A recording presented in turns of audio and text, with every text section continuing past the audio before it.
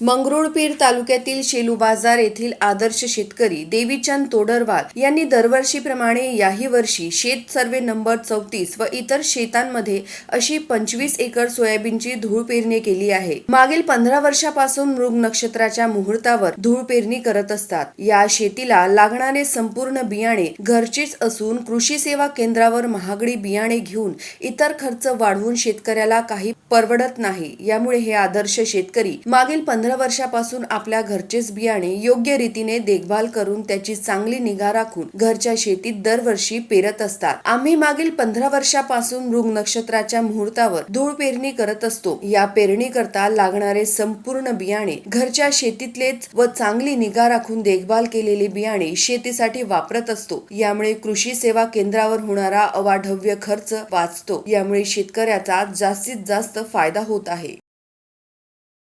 Dnyaneshwar Varghat, Janmat live news, Mangrulpir.